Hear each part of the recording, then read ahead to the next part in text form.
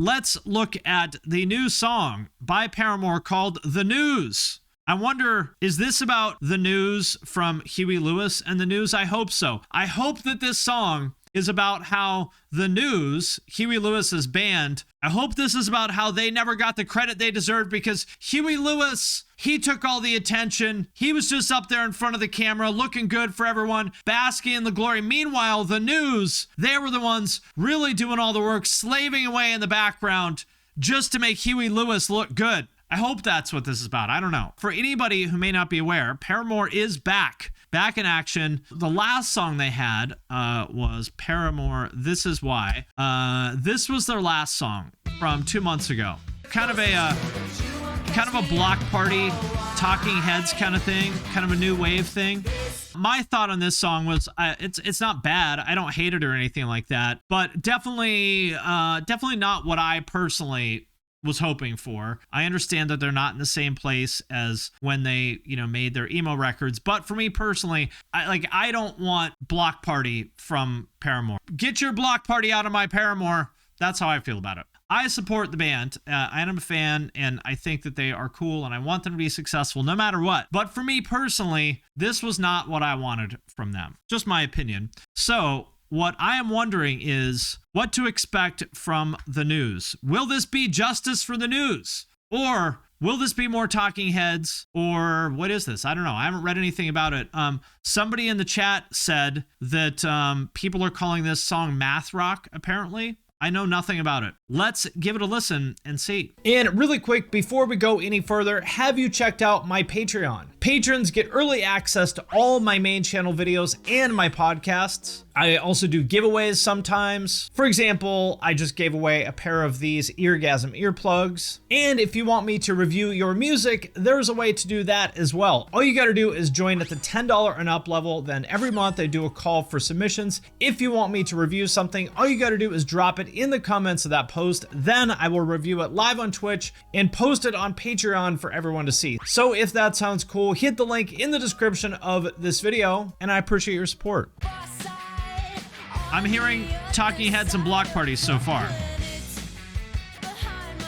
It's always trouble when you see a old CRT TV on a video set. I'm sorry, I love Paramore, but the old CRT TV probably near the top of the list of played out video ideas, just like the Grungy Warehouse and like every band that sounds like Bring Me the Horizon. They all have some scene of like a guy screaming in the bathtub, right? There's just some of these video tropes that I'm sorry, Hayley and everyone else. I can't get behind the CRT TV, but let's go on and see.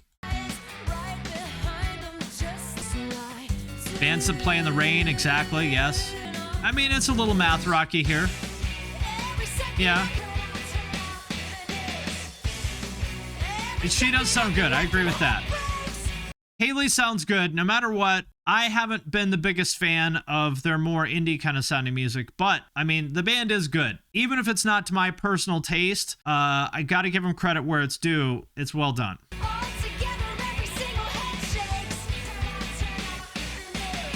Turn off the news.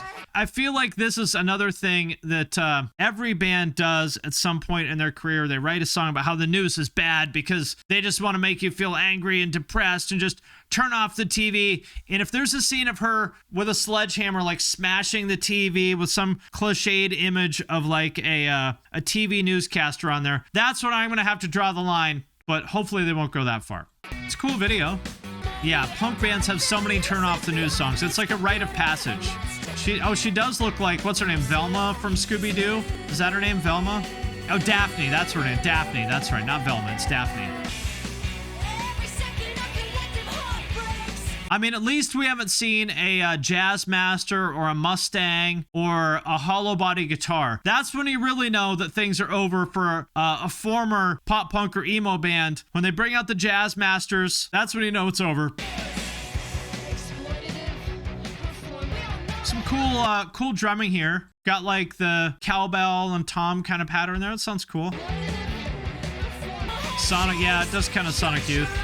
A lot of focus on her in the video, no other band members. I noticed that as well. But I talked about this in my video about No Doubt. Listen, I hate to play the sexism card, but I'm going to play it. Anytime that there's like a band with a strong female front person, especially a pretty girl, there's always this sort of narrative about tension between her and the band. And the sort of subtext is that the front woman has done something wrong by getting more attention than the band.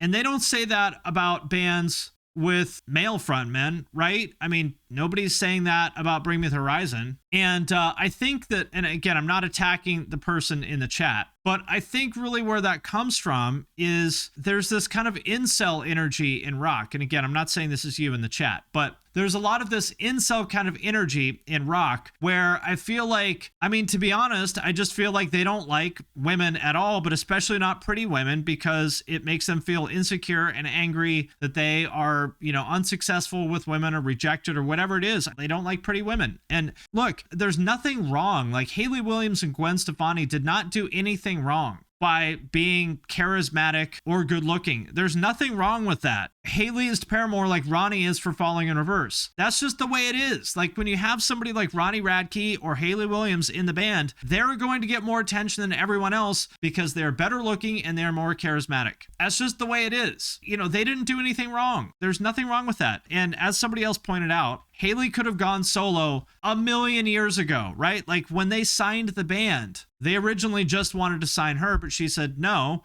we are a band. And her Twitter bio has always been Hayley from Paramore. Like she has always stood by Paramore, the band. Obviously she has her solo music, but like she has always had the ability to go solo anytime she wanted. And she has stood by the band because she wants to be in the band. And, everybody else in the band signed off on this video. I don't know Hayley, but I'm quite certain that she's not going to be like, oh, I want to be in the video. You guys don't get to be in the video because it's all about me. Like, I don't think she's that type of person. So I don't know. It just kind of bugs me. Again, I'm not trying to like attack anyone in the chat here specifically, but it just kind of bugs me anytime that she comes up or anytime that like strong female musicians come up, there's always this idea of like pitting them against the band. And, you know, I don't like it. Not everyone wants to be in the spotlight is true, and not everyone can be in the spotlight. I mean, put it this way. Put me in a band with Gwen Stefani. Guess who people are going to want to look at? Not me. That's just how it is. It's the way of the world. Well, why is it unfortunate? He said, unfortunately, she is what the people want, hence showing her off in the video. Why is that unfortunate? Yeah, Tatiana from Ginger, another example of that. Why is that unfortunate? Like, is there something wrong with being charismatic and good looking? There's nothing wrong with that. It's not her fault that people want to pay attention to her, and it's not a bad thing. Yeah, is it unfortunate that Kurt Cobain was featured so heavily in Nirvana videos? That's just how it is. Like, when you're the singer of a band or the front person of a band, which typically is the singer, but not always. For example, Pete Wentz was basically the front man of Fall Out Boy, even though he's not the singer. Your job is to get attention. Like, that is your entire job. It just bugs me. The incel kind of energy around Hayley and Gwen and just any kind of strong female musician kind of bums me out. But this song in particular, I would say it's not for me because I'm not big into the post-punk, you know, dance punk thing. But I do think it's objectively a good song. I don't think it's great, but I think it's good. And the most important thing is I hope they are happy with it. I hope their fans are happy with it. Even though it is not for me, I want a banger. And this is not a banger, but even though it's not for me, I'm still a supporter of the band. I hope that they are successful with this. More than anything, I'm happy to see them back in action, and shout out to Paramore.